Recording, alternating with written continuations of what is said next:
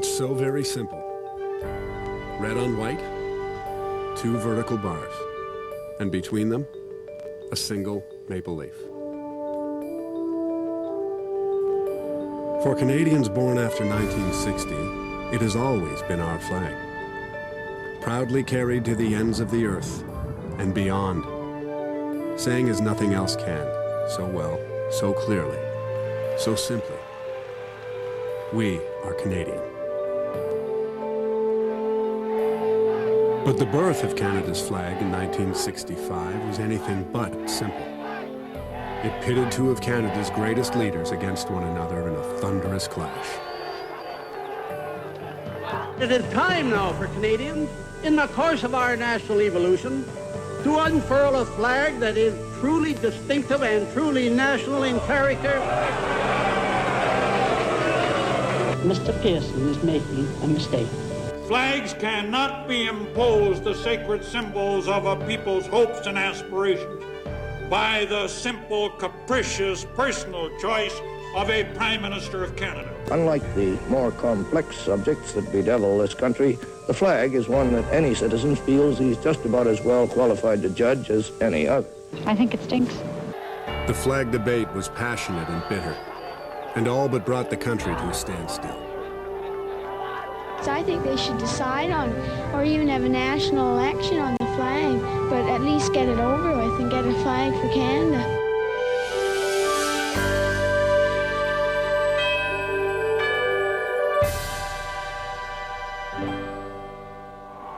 As the 1960s begin, this is Canada's flag, the Red Ensign.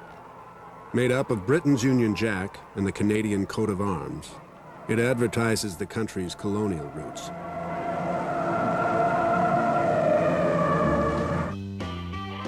But the times are changing, in Canada and around the world.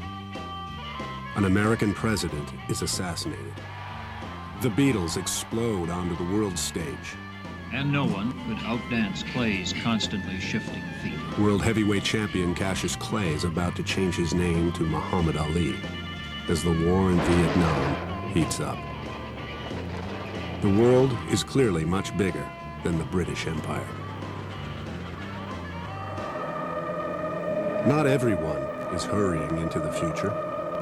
John Diefenbaker, Prime Minister of Canada from 1957 until 1963, is a man of tradition. Would you say, sir, whether you yourself favor the Red Ensign? I've always expressed my favor for the Red Ensign. It's the flag. Diefenbaker leads the Conservative Party of the day. His rival is Liberal leader Lester Pearson, known as Mike. There was an older Canada, pre-63 Canada, Diefenbaker's Canada, and there was Pearson's Canada. Modernity and change on the one hand, and tradition above all, in the case of John Diefenbaker. We do have a lot of the popular vote tabulated tonight. In the 1963 election, Mike Pearson takes the Prime Minister's office away from John Diefenbaker. Dief, the chief, sinks from leading the largest majority in Canadian history to opposition leader. I am wounded, but I am not slain.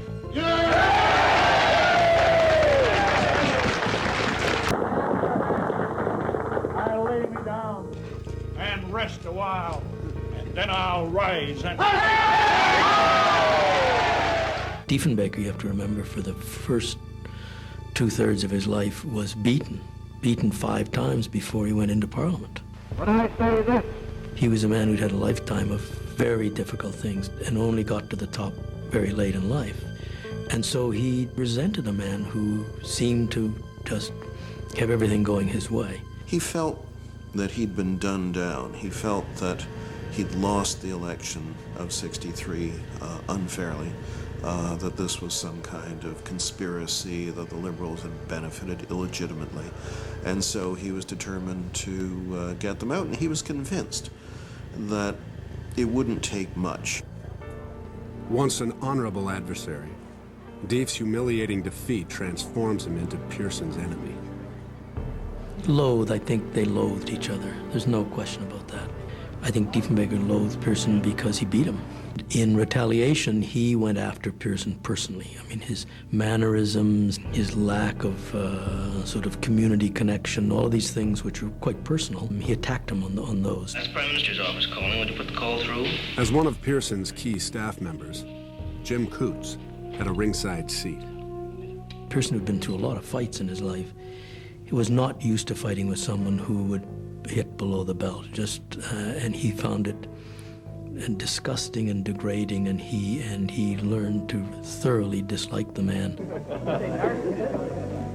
Pearson was afraid of Diefenbaker, and Dief knew it. He looked across the aisle, and he knew that Pearson loathed him.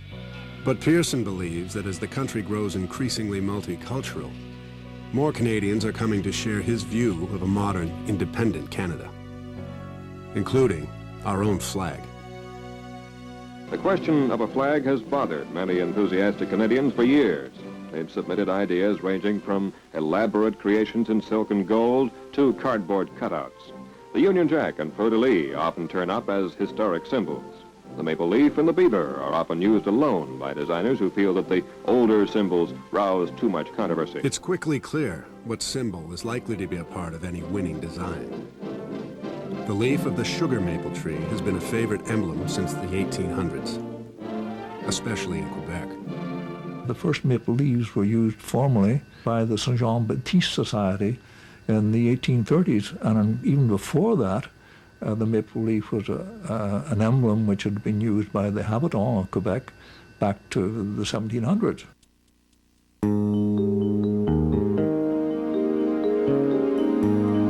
There was nothing new or radical about the maple leaf. In fact, about the year of Confederation, Alexander Muir wrote the Maple Leaf Forever. Da-dum-dum-dum, remember? In days of yore, from Britain's shore. And so the maple leaf was really part of Canada. The maple leaf is vibrant and colorful, a perfect symbol for sports teams. Starting in 1904, every Canadian Olympic athlete has one on his or her uniform.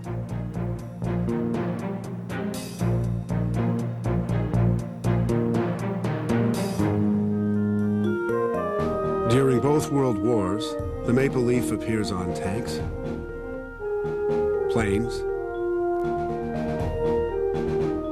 even canteen trucks. They're everywhere, except on the flag under which the soldiers go to war. Twice, Prime Minister William Lyon Mackenzie King appoints flag committees to recommend a new flag for Canada. One is a variation on the red ensign, sporting a maple leaf. But in the end, King decides it's too hot an issue for his minority government. The questionable flag was one of the long-standing Canadian jokes. It was part of our non-identity. And, you know, in the 40s and the 50s, it was standard cocktail party chatter. Canada is the country without a flag, and everybody would nod, and then the conversation would move along. By 1956, the world is once again on the brink of war. This time over control of the Suez Canal. As Minister of External Affairs, Lester Pearson is instrumental in negotiating a solution, and is deeply embarrassed when Egypt refuses Canadian peacekeepers. With the Union Jack on their flag, they're too closely linked to Britain. The Canadian Army looked just like the British Army. The uniforms were the same. The regimental names could easily be mistaken for British names, and the Egyptians objected. For his peacemaking in Suez, Pearson wins the Nobel Prize. But he will not forget his nation's humiliation, confused with its old imperial master. Even with Diefenbaker's Tories in power during the late 50s, there's an independent mood developing in Canada. A perennial Canadian controversy seems to have taken on new life. The Native Sons of Canada have opened once again a campaign for a distinctive national flag and anthem, and they're drawing fire from every part of the country. We are waging right now a very vigorous campaign to promote this flag, to sell it, and to let the people fly it. This design for a flag is the best so far. It is an example of a true love and respect for Canada.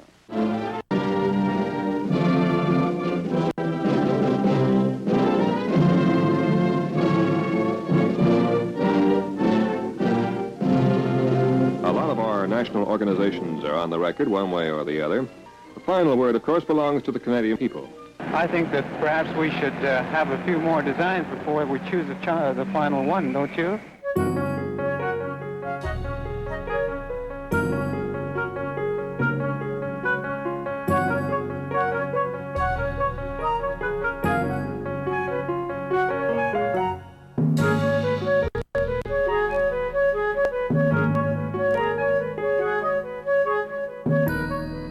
Some new flag enthusiasts are a little too enthusiastic. This homemade flag makes it to the top of the Supreme Court flagpole. I would like to put it on the Peace Tower, of course. Did you look into the possibilities of doing that? Well, to put it roughly, I cased the joint, you see, a couple times, but I figured I might get into trouble with the police or something if I did that, so I figured the Supreme Court was a fairly safe bet.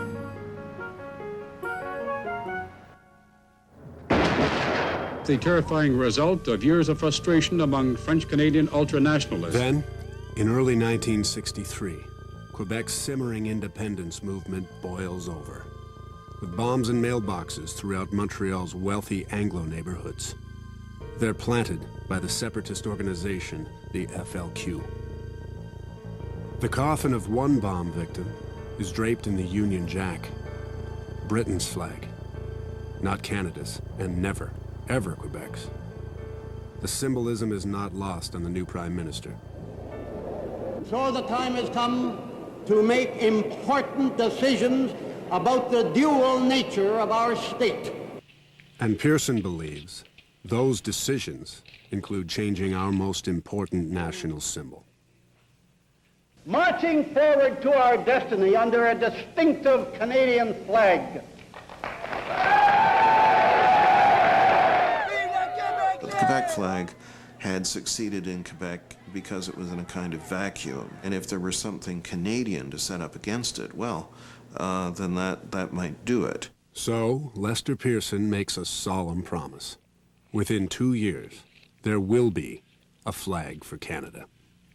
A flag which cannot be mistaken for the emblem of any other country. A flag of the future which honors also the past. It's a dangerous promise to make.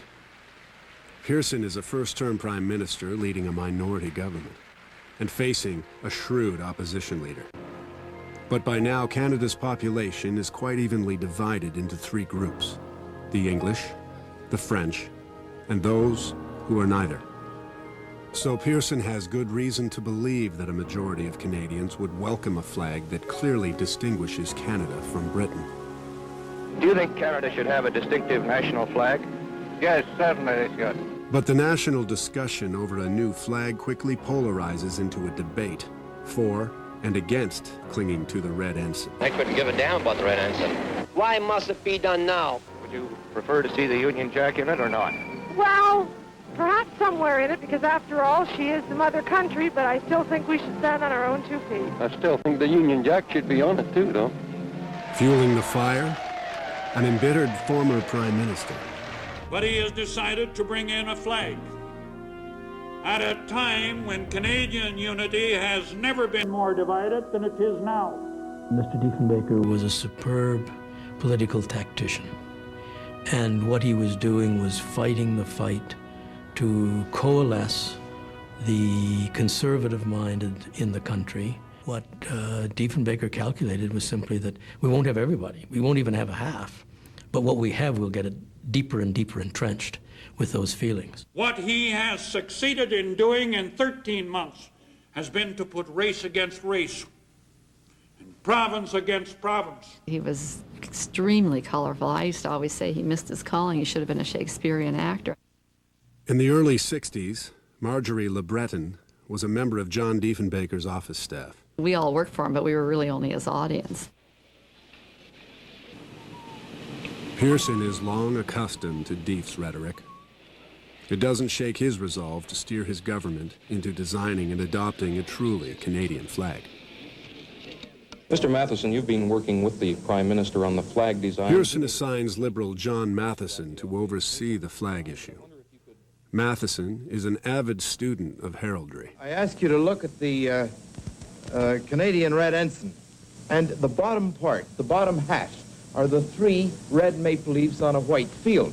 Now, I think that alone, according to proper heraldic tradition, according to our information, would represent Canada's flag. Now, he was a very good person to have supporting a maple leaf flag because most of the veterans were opposed to it.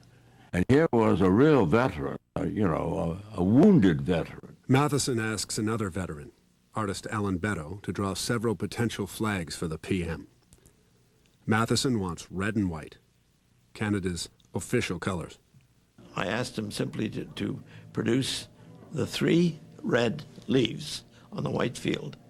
And that's all I wanted him to show Mr. Pearson. Matheson is horrified when Beddoe shows the Prime Minister a design that has not simply the 3 maple leaves, but 2 blue bars, signifying sea to sea. He knew the colors of Canada were red and white, but the blue looked rather attractive, and the 3 maple leaves were straight from the coat of arms. Pearson was enchanted. He just loved that. When I was a boy, he said, we used to sing, hooray for the red, white, and blue. I had a terrible time to convince him that was an American song. Pearson thought so highly of this thing that he had a flag made. And he, and he flew it at his summer residence at Harrington Lake and also in front of the Parliament buildings. And it was really a most awful-looking flag. And a chance for comic Rich Little to make fun of both leaders. Mr. Speaker, I think, of course, the flag that flew at my cottage.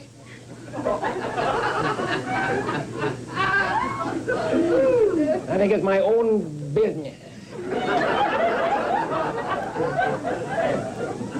Not when that cottage belongs to the Canadian people. Oh, for heaven's sake.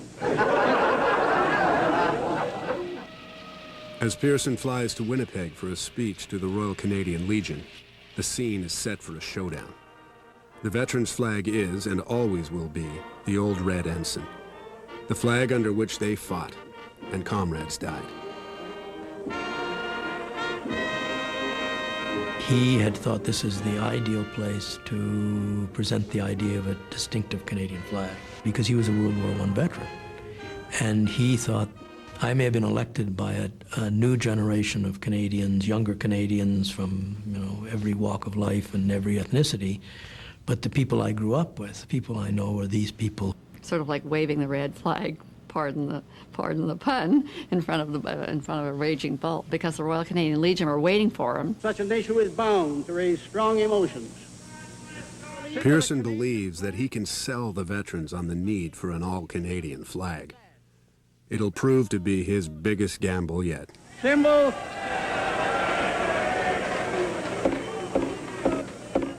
Ladies and gentlemen, I thought you were all ladies and gentlemen. May 17th, 1964. Lester Pearson is inside the Lion's Den, the 20th annual convention of the Royal Canadian Legion.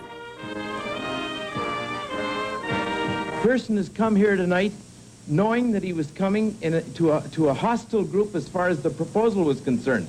But he loves these people and he trusts these people at Royal Canadian Legion, perhaps as he trusts none others. In World War II, the Red Ensign came officially on the scene.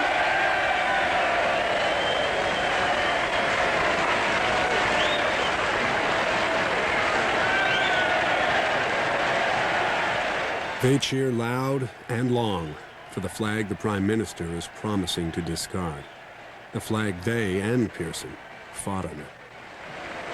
Though we sometimes forget, it's all right, Mr. Chairman, this is a veterans meeting.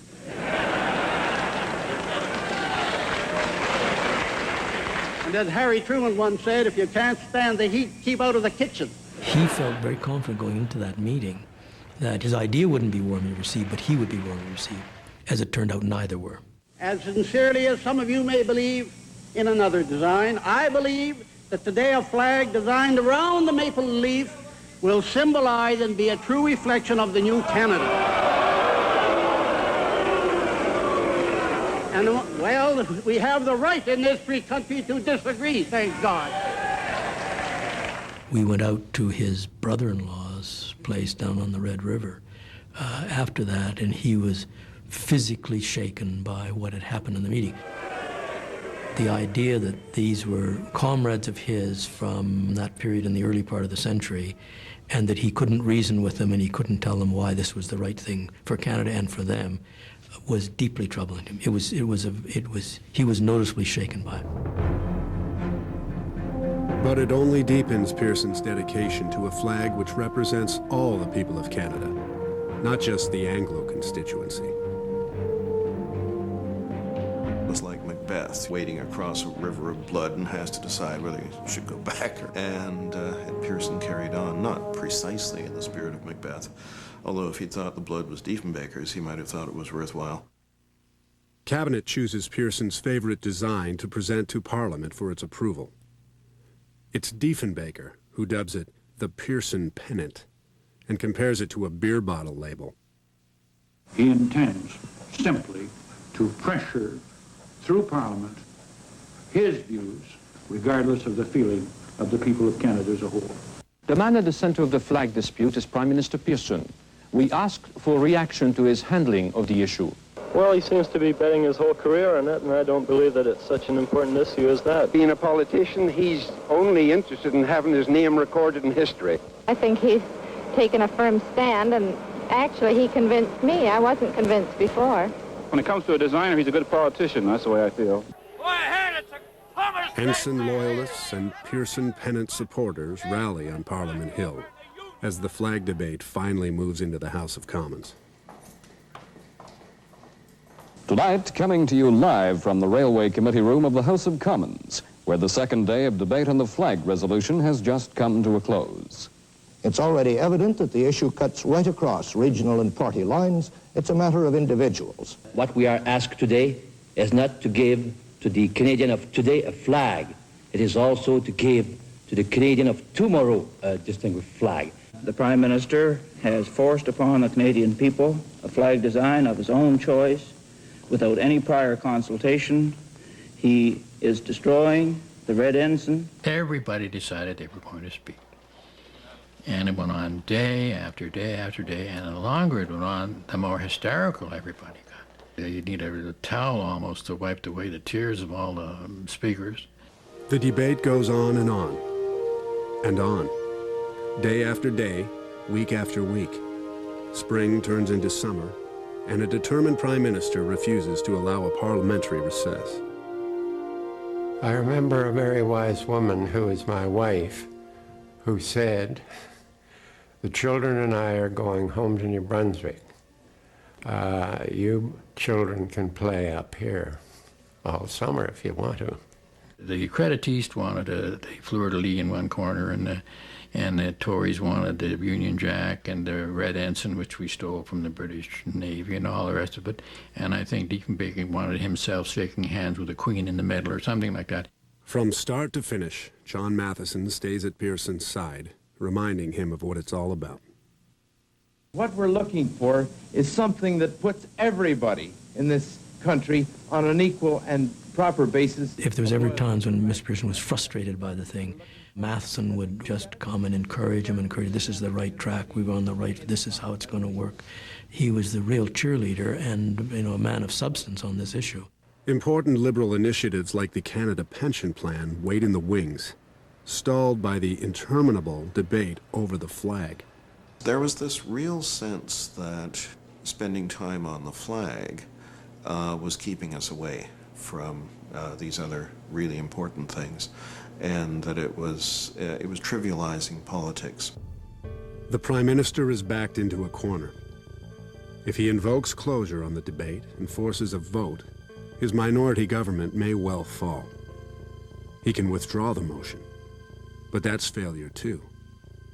Backing down on one of his government's first promises and one of his most deeply held convictions Pearson takes the only open path. I decided finally that I would have to give in to the opposition pressure to the point of agreeing to a committee.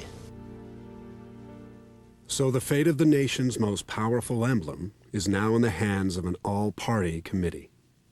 This is the photograph taken of the original flag committee. That one is John Matheson, a leading figure. This is myself. Reed Scott was the only NDP member. We had 4,500 flags. We tried to get in the building for tripping over flags. The committee starts from scratch. They have 6 weeks to reconsider all the designs. It was unbelievable, the stuff that came forward, all the lectures we got, A.Y. Jackson and the College of Heraldry, and everybody and his uncle was telling us what would represent a flag. A live maple leaf is green, so is this country. I was just so scared we'd end up with a monstrosity, because you have no idea how terrible some of these concepts were.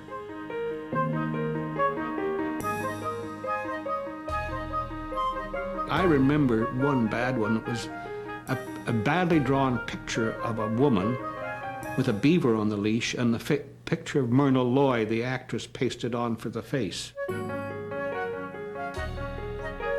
Tories on the committee insist on a Union Jack somewhere on the flag. The one thing that Quebec will not tolerate.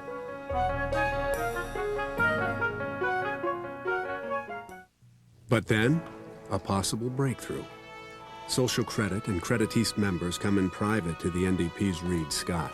I don't know why, but they said, we trust you.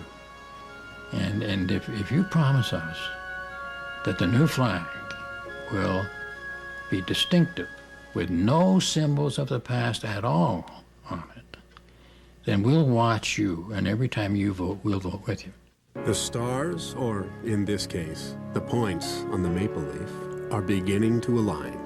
John Matheson suddenly remembers a sketch given to him by an old friend, flag aficionado George Stanley. I used the red and the white and the red, and then a red maple leaf in the center. I prepared a stylized leaf, but I didn't get 11 points on it. I think I ended up with 13, which I realized wasn't a very happy number. Stanley drew inspiration from the flag of Kingston's Royal Military College, where he was Dean of Arts. I would drive him every morning to RMC to work, and I would come down over the hill from Fort Henry, and we would see the Commandant's flag blowing in the breeze. It's perfect, he said. You can see it against sky, you can see it against water, you can see it against buildings. He explained to me that he'd struggled as a boy trying to draw the Union Jack, and the Canadian flag ought to be something, first of all, the children could draw easily. And then it had to be very distinctive and had to be very highly visible. Alan Beddoe draws it up, and John Matheson sneaks it onto the wall of the flag committee room. I had planted that thing there. That was the one I was hoping we would do. Late one night, Liberal Matheson stays behind with NDP Scott, searching for a design the two of them can agree on. We walked around this huge Senate room, and I said, "Now take a look at everything that's been presented to us. It's obvious to the Canadians that the symbol for Canada is a maple leaf." And I said, "No, you're the heraldic expert. What's our national colors?" He says, "Red and white, 1921 from the Queen." So I said, "Well, what the hell's all the argument about? It's got to be a red and white flag with a maple leaf on it." But he said, "What about the PM?" He said he wants this blue flag with 3 red maple leaves in the middle. And I said, I couldn't possibly support that. I said, because 3 maple leaves will be interpreted as the English, the French, and everybody else. I said, it will be a disunity flag. So Matheson and Scott choose a flag, simply red and white, with 1 maple leaf. But can they sell it to the rest of the committee? And what about the Prime Minister? who has his heart set on the Pearson pennant. As the Flag Committee prepares to vote on which design to recommend to Parliament, few in the room know that Prime Minister Pearson has secretly agreed to give up the Pearson pennant in favor of the one design that can perhaps be steered through the all-party committee. We ended up with 3 flags. We had what I called the Diefenbaker abortion first. And I said, in the middle, we'll put the 3 maple leaves, etc. And at the end, we'll put the single maple leaf. Without a majority of Tories on the committee, Deef's design was destined to be thrown out in the first round. Preparing for the second vote, the Conservatives don't know that they're being manipulated by a deal between a Liberal MP and the NDP's Reid Scott. I said, on the second vote, my guess is that all the Tories are going to vote for the single maple leaf. They're not going to vote for the Pearson pennant. I said, if you can talk the Liberals into doing the same thing, we'll get a majority. This was ideal because everybody was voting blind. But we had all changed. We knew what we were doing. On the second vote, all the Liberals, all the Tories, and the 3 independents all voted for the single maple leaf, and we got a unanimous vote for it, much to everybody. And of course, at this point, the Tories went ballistic. When the committee tables its report in the House, there appears to be just one more hurdle, a final free vote. But Diefenbaker immediately renews hostilities. We've arrived at a position not in keeping with the principles of democracy. And I'm damned if the debate didn't start all over again. Diefenbaker had a very destructive personality. I mean, you know, he really, if he thought that he could gain an advantage, he knew no limits. But Deef is losing the support of his own caucus. His Quebec MPs want a new flag, and even Anglo-Tories are becoming disillusioned with their chief. His stubbornness in this debate and his dismissal of the aspirations of Conservative members from the province of Quebec was more than some of us could bear. Pearson quietly goes ahead, asking the Government Exhibitions Commission for a final design he can test fly at 24 Sussex. John Maddison phoned to say that he was coming over, but that the Prime Minister wanted to see the new flag, or our design of the new flag, flying the following morning. Reid enlists the help of government graphic designer Jacques Saint-Cyr, a Quebec nationalist and a World War II vet. So we had a long corridor in the Exhibition Commission, and we'd rush up and down the thing with mild variations of the 13-pointer. And we're pretty well settled in the thing, but quite frankly, I think Jacques too, we were uneasy. It was still a little too complicated. It wasn't simple enough. We wondered whether or not, if he knocked the 12th and 13th point off the bottom, whether this might be better. And if you compare the two, you will see what I mean, because the 11 point that came out that night really was quite splendid. This Parliament, which has already put more words on paper than any other session in our history... The flag is finished, but Diefenbaker isn't. The final vote can't be called until debate ends, unless the PM invokes closure, a heavy-handed tool for such an historic vote. It's completely inexcusable, unjustifiable, and indeed it will shock anyone with a belief in the parliamentary system. Again, the speeches go on, day after day.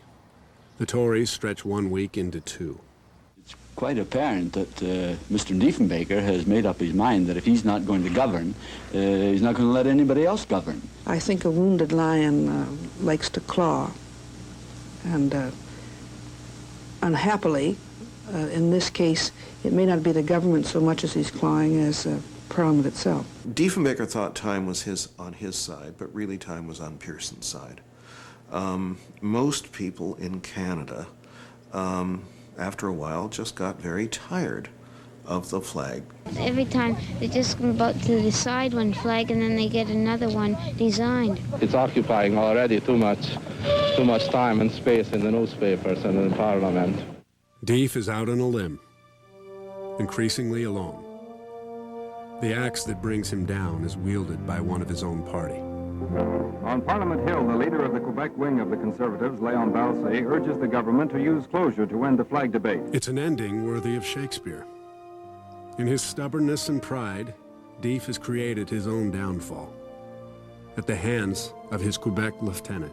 He got up and invited Mr. Pearson to bring in closure, which I think took a lot of courage at the time, given the atmosphere and charged, that electrified atmosphere of the House. 2 weeks after the filibuster began, Pearson invokes closure and stands to make a final speech to the House. He rose in his place and offered to split the time with Mr. Diefenbaker. And Mr. Diefenbaker said, when the Greeks bear gifts, he didn't want to share the time.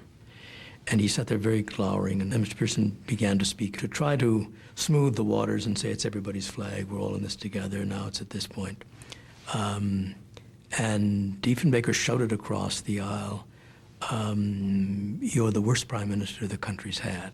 Pearson said something like, I recognize a man scarred by a lifetime of failure. It was a very personal, acrimonious, nasty piece. Years later, Pearson chooses the high road when he reminisces about that night.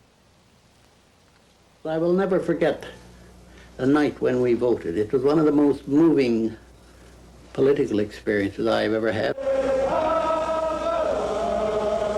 At about 1 o'clock in the morning, the final vote was taken, and it was a pretty emotional scene. Parliament approves a flag for Canada, 163 to 78. We had a great celebration that night. In fact, we had a great celebration even before the vote. We were all in great shape by the time the Speaker announced the final tally. I think aesthetically it's going to be one of the best flags in the world. I'm very happy about Canada having a new distinctive flag, not for the province of Quebec, but for the whole of Canada. Mr. Pearson left the House fairly quickly after that, and he was up in his office. He said, I could hardly speak. He said, I was standing there, and he said, I kept turning around, and there was John Matheson blubbering away, crying in the middle of my speech. And he said, I could hardly finish my speech. And then Diefenbaker got into it. So he was a guy sort of frustrated and beyond belief, but happy that the day had been won. The red maple leaf flag will be raised over the Parliament buildings at 12 noon on February the 15th. But not even the flag-raising ceremony will be free of the animosity flowing between Pearson and his rival. That was February 15th, 1965. It was one of the great days. Among the thousands of people to show up on Parliament Hill, a 20-year-old Robert Bothwell. It was a brilliant, cold, bright, crisp day, the kind of day when the snow squeaks under your boots. There was a ceremony in the Hall of Fame, and we moved out to in front of the center door of the Parliament buildings.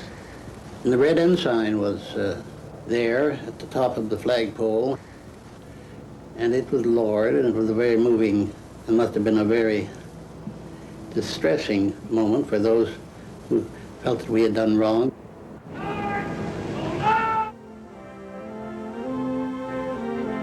The band played and the red ensign went down for the last time.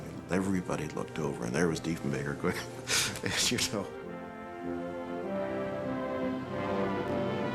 One of Mr. Diefenbaker's secretaries, she was his private secretary actually, Bunny Pounder, she supported the new flag. And so she was out underneath the Peace Tower applauding this new flag, and Diefenbaker was quite upset and did have a tear in his eye. And he didn't speak to Bunny for weeks after.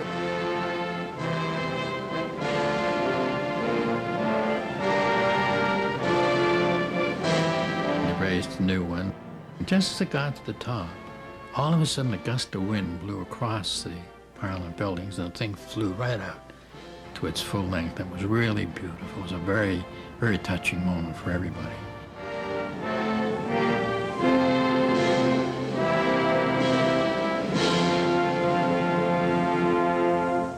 I think that it's pretty nice. The new flag was quickly embraced. What do you think of the flag? I think it looks smart and something new and different. I like it better because I want a new flag just for our country. Finally, a flag for Canada. But since it came out of a committee, who gets credit for its design? All the people who were involved in bringing it to that point deserve credit. There's no question about it. But in a technical sense, if one asks me who designed that flag, I have no doubt at all that it was Jacques Sincere. The late George Stanley and his wife hold a different view. He assumed that somebody in the back room in the design department in the government would have to stylize the leaf. I feel it's his design. The little drawing right there is really what the flag is. This is from the Prime Minister's office, December 5, 2000. Dear Dr. Stanley. A modern federal government agrees with Ruth Stanley.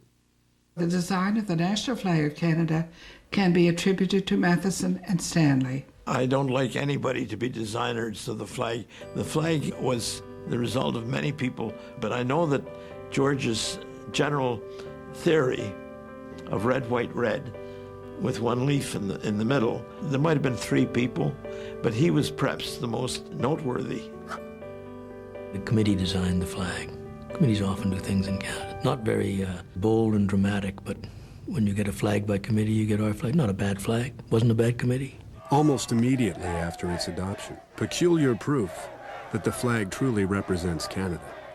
It did achieve the ultimate compliment. Quebec separatists regularly burned it at demonstrations in the 60s or 70s, and they're obviously doing that because they think it's desecration, and that's thrilling and deeply significant. So I suppose by your enemies shall ye know it.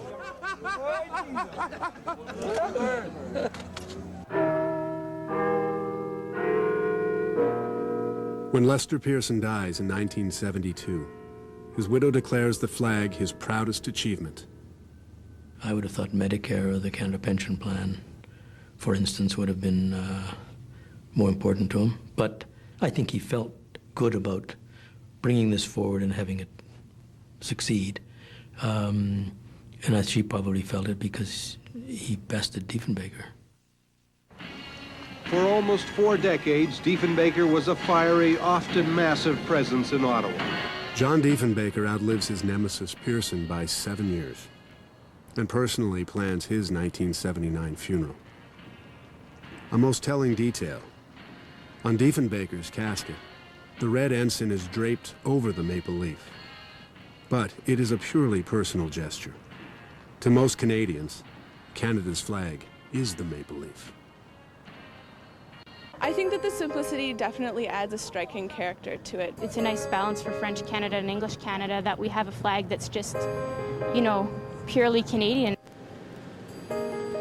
What does it mean to its last living creator? I think that this stands for Canada, period, which means everybody equally. The maple leaf, our emblem dear. As far as it is possible to contain the idea of a country in a design, this is it. Canada's familiar trademark. Our logo. Our flag.